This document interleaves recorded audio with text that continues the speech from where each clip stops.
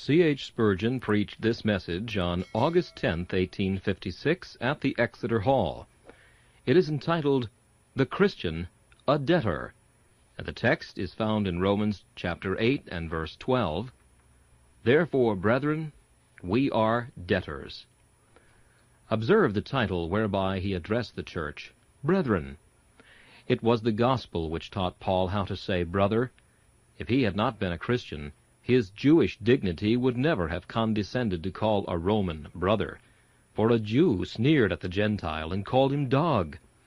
But now in the breast of this Hebrew of the Hebrews, there is a holy recognition of Christian fraternity without reserve or hypocrisy. The gospel softened the breast of Paul and made him forget all national animosities. Otherwise, one of the downtrodden race would not have called his oppressor brother. The Roman had his iron foot on the Jew, yet Paul addresses those who subjugated his race as brethren. We repeat a third time, it was the gospel which implanted in the soul of Paul the feeling of brotherhood, and removed every wall of partition which divided him from any of the Lord's elect. So then, he said, we are no more strangers and foreigners, but fellow citizens with the saints and of the household of God. He proclaimed the doctrine of the one blood, and gloried in the fact of one family in Christ. He felt within him affinities with all the blood-bought race, and loved them all. He had not seen many of those whom he addressed, yet they were known to him in the Spirit as partakers of one glorious and blessed hope, and therefore he called them brethren. My friends, there is a cementing power in the grace of God which can scarcely be overestimated. It resets the dislocated bones of society, rivets the bonds of friendship, and welds the broken metal of manhood into one united mass. It makes all brethren who feel its power. Grace links mankind in a common brotherhood. Grace makes the great man give his hand to the poor, and confess a heavenly relationship. Grace constrains the intellectual, the learned, the polite, to stoop from their dignity, to take hold of the ignorant and unlettered, and call them friends. Grace weaves the threads of our separate individualities into one undivided unity. Let the gospel be really felt in the mind, and it will toll the knell of selfishness. It will bring down the proud from their elevated solitude, and it will restore the downtrodden to the rights of our common manhood. We need only the gospel thoroughly preached to bring about liberty, equality, and fraternity in the highest and best sense of those words.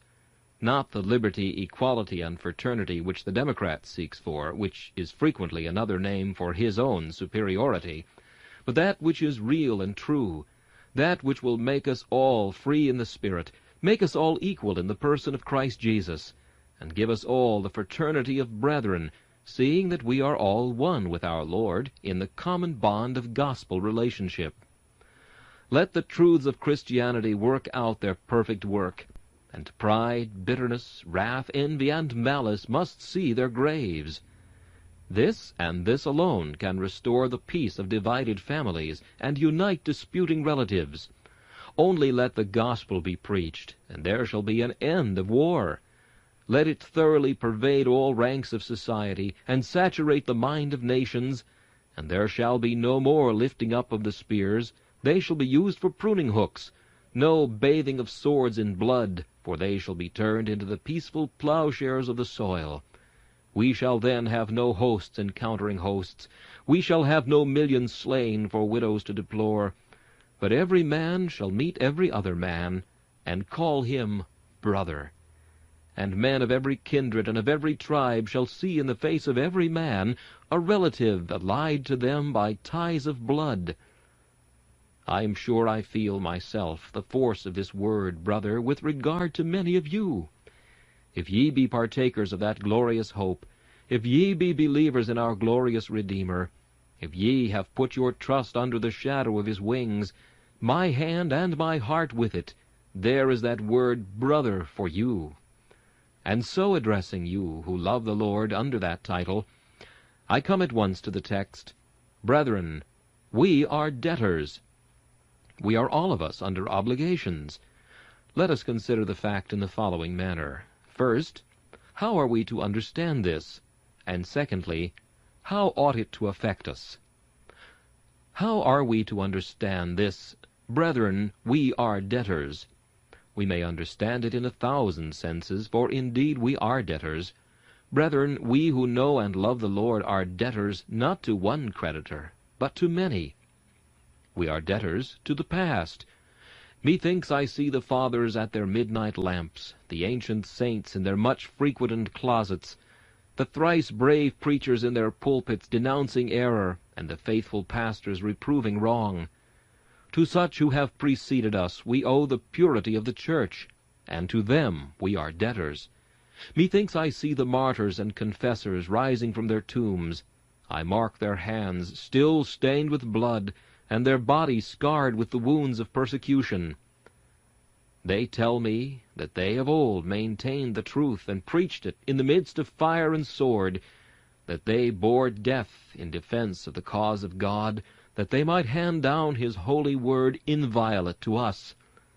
I look on them, and see among their glorious ranks some whose names are celebrated in every Christian land as the bold lions of God, the immovable pillars of truth, men of whom the world was not worthy, whose praise is in all the churches, and who are now nearest the eternal throne. And as I look on them, and they on me, I turn to you all and say, Brethren, we are debtors. We are debtors to the men who crossed the sea and laughed at the fury of the storm, who risked the journeying and the weariness and all the various perils to which they were exposed by reason of robbers and false brethren. We are debtors to each stake at Smithfield. We are debtors to the sacred ashes of the thousands who have there followed Jesus even unto death. We are debtors to the headless bodies of those who were beheaded for Christ Jesus. We are debtors to those who dared the lions in the amphitheater and fought with wild beasts at Ephesus. We are debtors to the massacred thousands of the bloody Church of Rome and the murdered myriads of her pagan predecessors. We are debtors to them all. Remember the bloody day of St. Bartholomew, the valleys of Piedmont, and the mountains of Switzerland. Let the sacred mounds of our fathers' sepulchres speak to us. Is not this Bible, opened and read by us all, the gift of their self-denying faithfulness? Is not the free air we breathe the purchase of their death? Did not they, by bitter suffering, achieve our liberty for us? And are we not debtors to them? Shall we not in some degree repay the immense debt of our obligation by seeking to make the future also debtors to us, that our descendants may look back and acknowledge that they owe us thanks for preserving the Scriptures, for maintaining liberty, for glorifying God? Brethren, we are debtors to the past. And I am quite sure we are debtors to the present. Wherever we go, we gather fresh proofs of the common observation that we are living in a most marvelous age.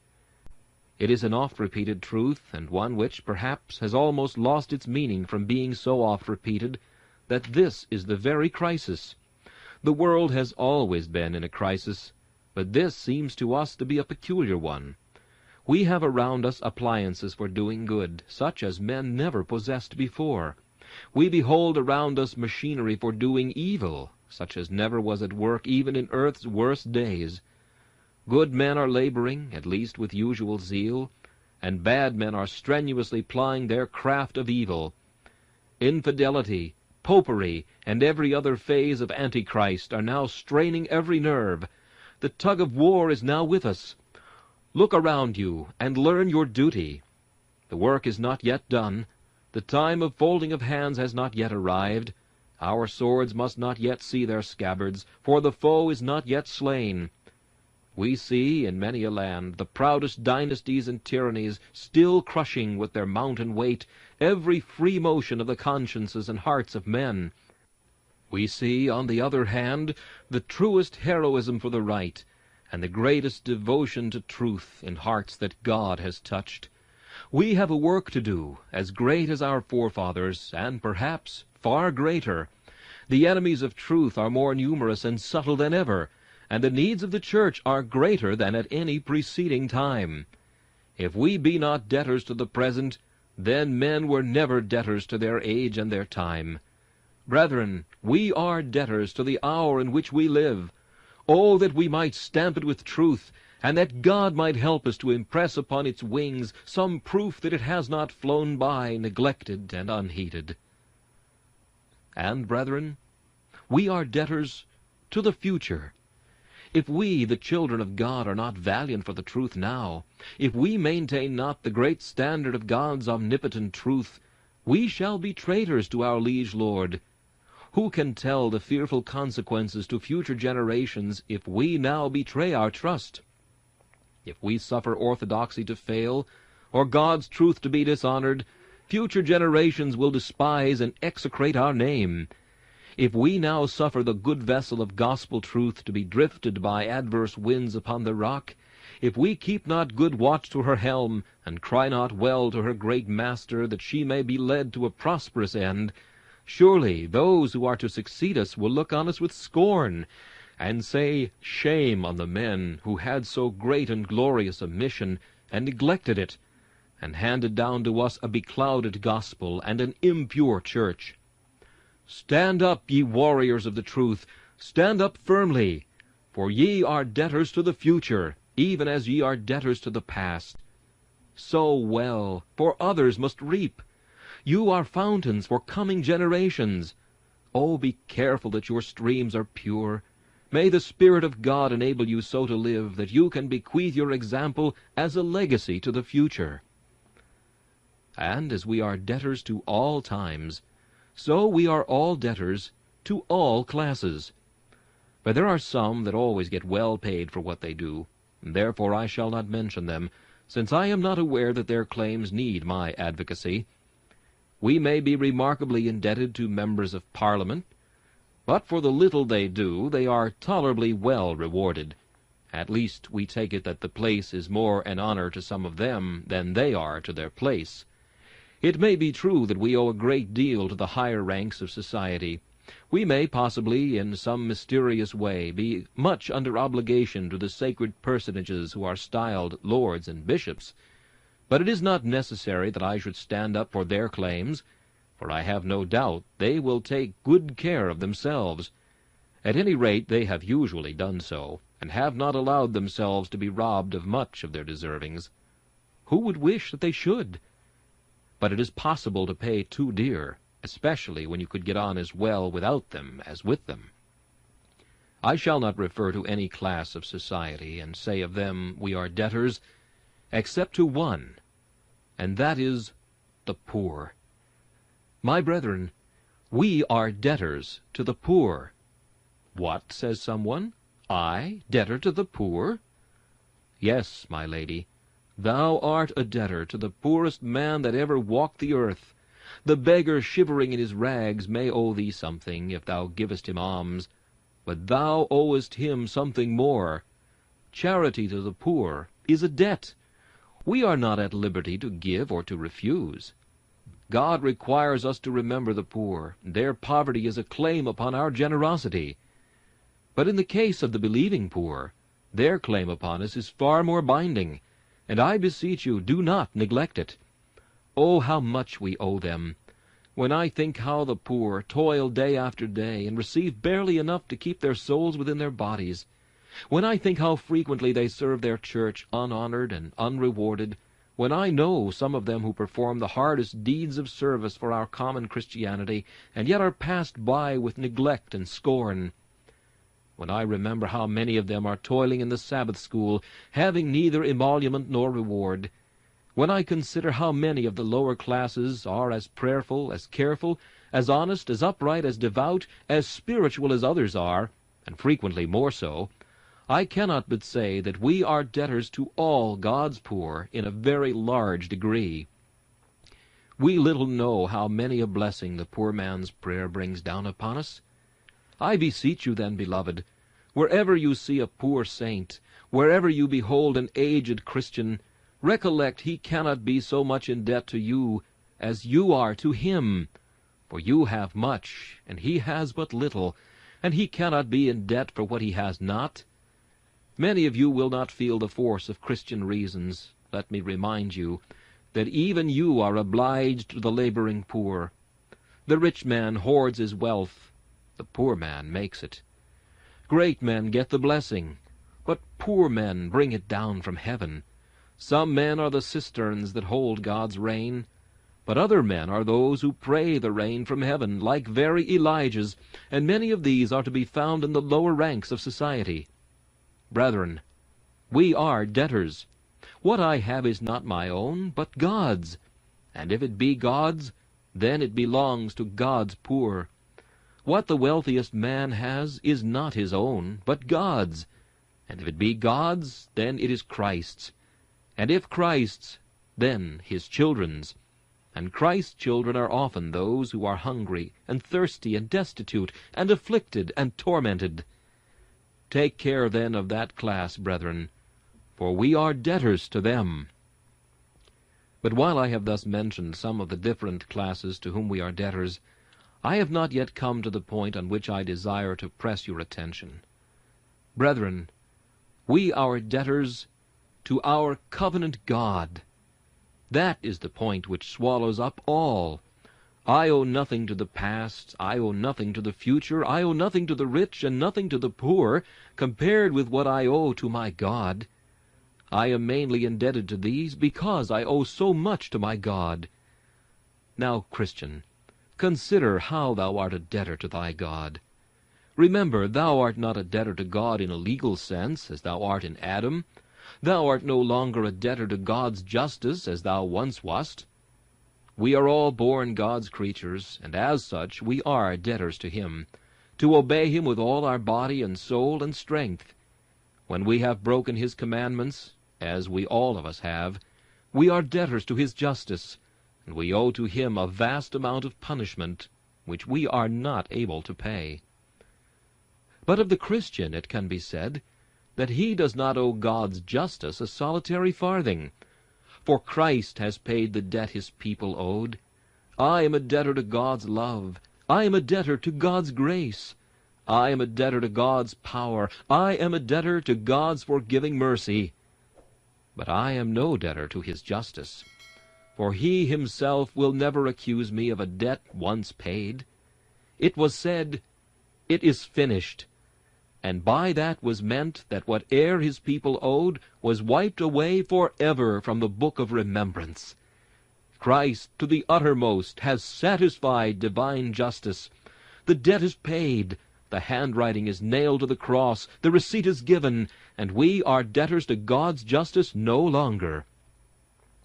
But then, because we are not debtors to God in that sense, we become 10 times more debtors to God than we should have been otherwise. Because he has remitted all our debt of sin, we are all the more indebted to him in another sense. O Christian, stop and ponder a moment. What a debtor thou art to divine sovereignty! Thou art not as some who say that thou didst choose thyself to be saved, but thou believest that God could have destroyed thee if he had pleased, and that it is entirely of his own good pleasure that thou art made one of his, while others are suffered to perish.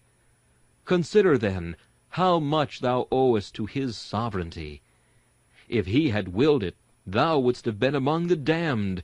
If he had not willed thy salvation, all thou couldst do would have been utterly powerless to deliver thee from perdition. Remember how much thou owest to his disinterested love, which rent his own Son from his bosom that he might die for thee. Let the cross and bloody sweat remind thee of thine obligation. Consider how much you owe to his forgiving grace, that after 10,000 affronts he loves you as infinitely as ever, and after a myriad sins his Spirit still resides within you. Consider what you owe to his power, how he has raised you from your death in sin, how he has preserved your spiritual life, how he has kept you from falling, and how, though 1,000 enemies have beset your path, you have been able to hold on your way.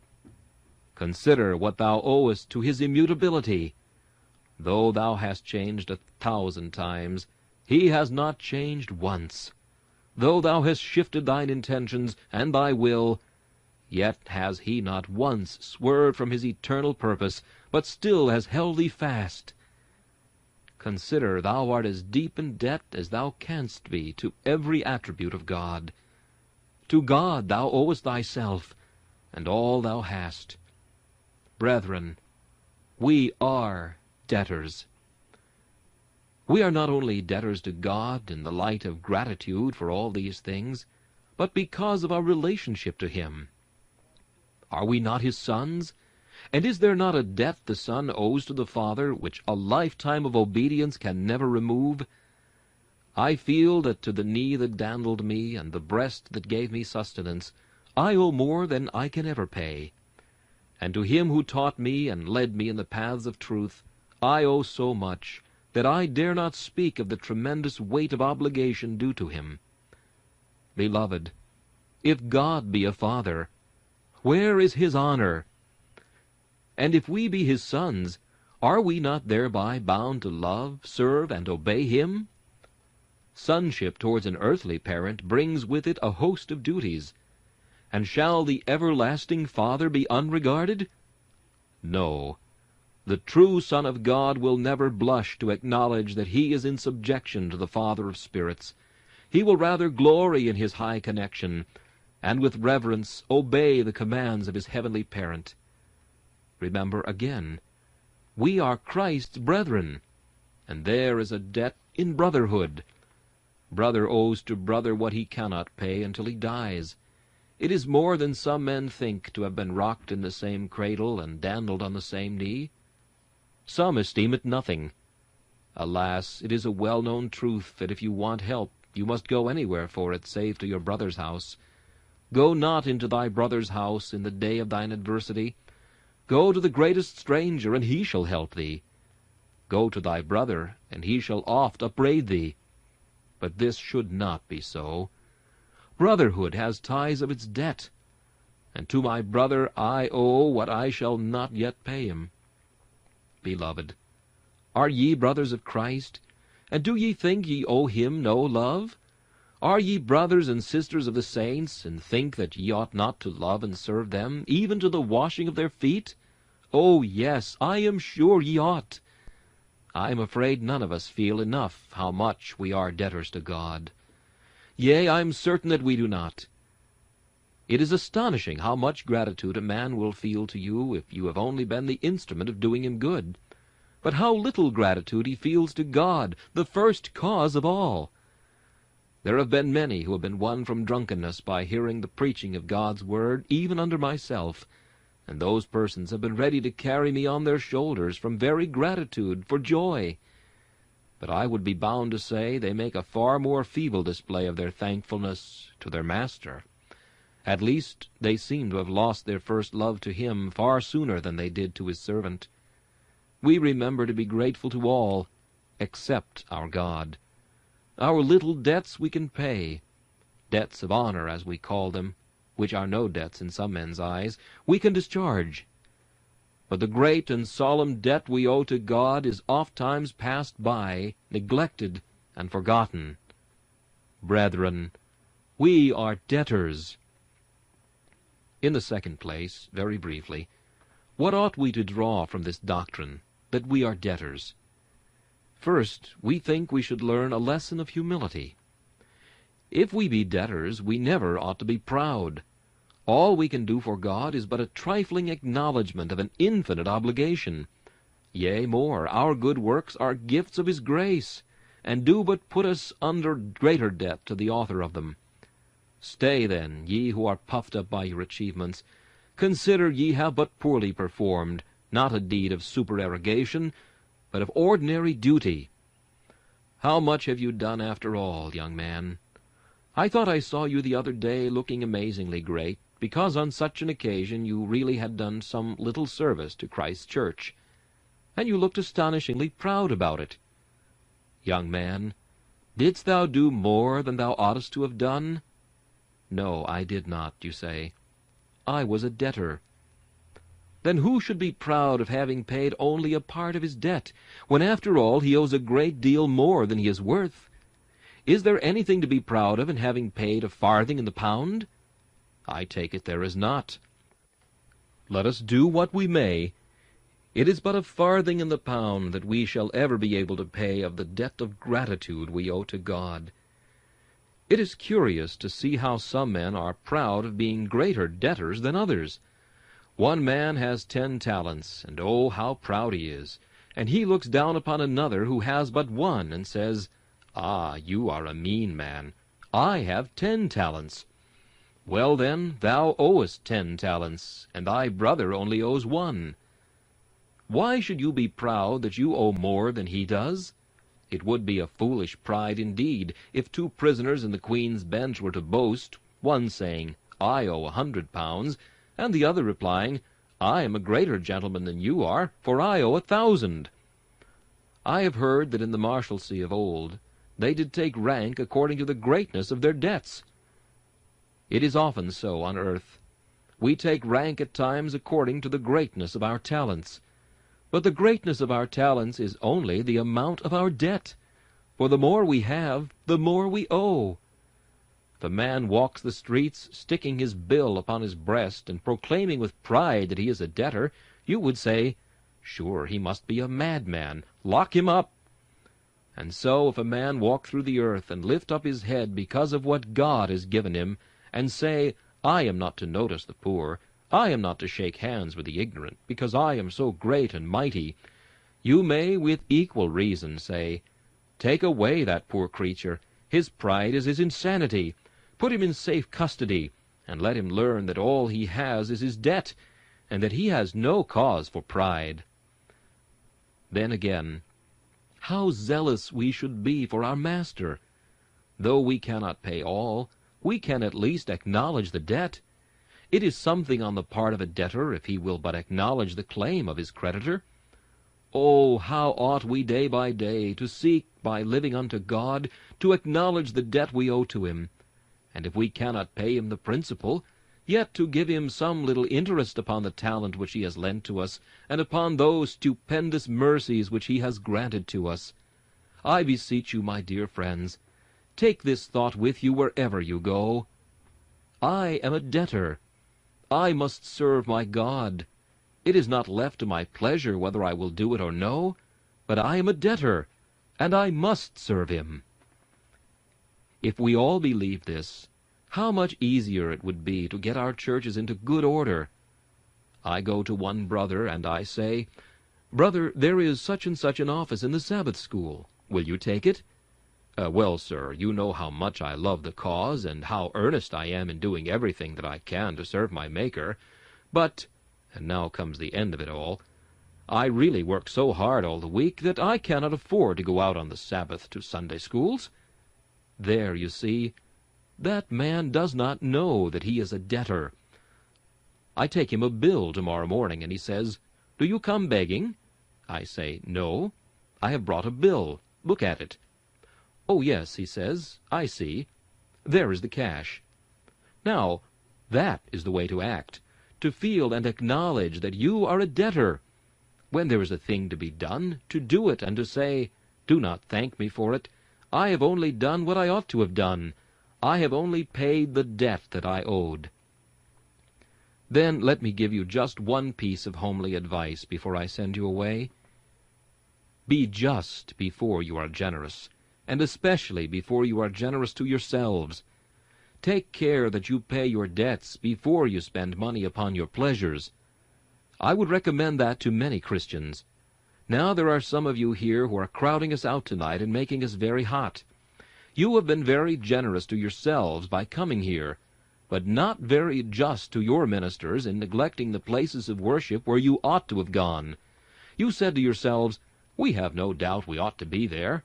That is our debt. Nevertheless, we should like to gratify our curiosity for once by hearing this singular preacher, who will be sure to say something extravagant that will furnish the occasion for a joke for the next fortnight." Now, why did you come here till you had paid your debt? You should have rallied round your own minister and strengthened his hands in the work of the Lord.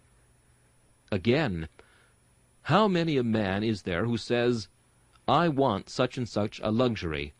I know the cause of God demands of me more than I give it, but I must have that luxury. that shilling shall go to myself, and not to God. Now if you had a debtor who owed you more than he could pay, and you saw him going off on a pleasure in a horse and gig tomorrow, you would say, It is all very well his having that fine horse and gig, and going down to Greenwich, but I would rather that he should pay me the 10-pound note that I lent him the other day. If he cannot afford to pay, he ought to keep at home till he can. So, in regard to God, we come and spend our time and our money upon our pleasures before we pay our just and fair debts. Now, what is not right towards man is not right towards God. If it is robbing man to spend the money in pleasure wherewith we ought to pay our debts, it is robbing God if we employ our time, our talents, or our money in anything but His service, until we feel that we have done our share in that service. I beseech you, members of churches, deacons, or whatever you may be, lay this to heart. To God's cause you are debtors. Do not expect to get thanked at last for doing much, for after all you have done, you will only have done what is your duty. Now, farewell to such of you as are debtors in that sense. But just one word to those who are debtors in the other sense. Sinner, thou who owest to God's justice, thou who hast never been pardoned, what wilt thou do when payday comes? My friend over there, you who have run up a score of black sins, what will you do when payday comes, and know Christ to pay your debts for you? What will you do if you are out of God and out of Christ at the last payday, when the whole roll of your debts to God shall be opened, and you have no Christ to give you a discharge? I beseech thee, agree with thy creditor quickly, whilst thou art in the way with him, lest he deliver thee to the judge, and the judge deliver thee to the officer, to cast thee into prison. Verily I say unto thee, thou shalt not come out, till thou hast paid the uttermost farthing. But if thou agreest with thy creditor, he will, for Jesus' sake, blot out all thy debts, and set thee at liberty, so that thou shalt never be amenable for thine iniquities. This message, The Christian, a Debtor, was preached by Charles Haddon Spurgeon on August 10th, 1856. This is Charles Kelsch inviting you to join me again for another message from the Prince of Preachers.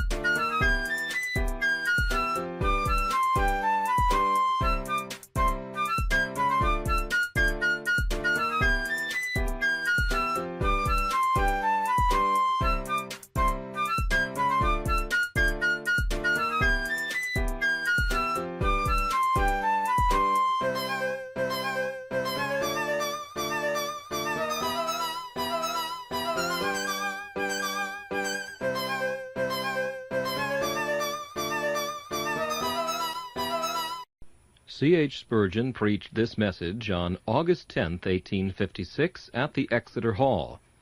It is entitled, "The Christian, a Debtor," and the text is found in Romans chapter 8 and verse 12. "Therefore, brethren, we are debtors."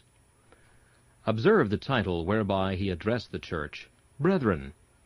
It was the gospel which taught Paul how to say brother. If he had not been a Christian, his Jewish dignity would never have condescended to call a Roman brother, for a Jew sneered at the Gentile and called him dog. But now in the breast of this Hebrew of the Hebrews, there is a holy recognition of Christian fraternity without reserve or hypocrisy. The gospel softened the breast of Paul and made him forget all national animosities. Otherwise, one of the downtrodden race would not have called his oppressor brother. The Roman had his iron foot on the Jew, yet Paul addresses those who subjugated his race as brethren.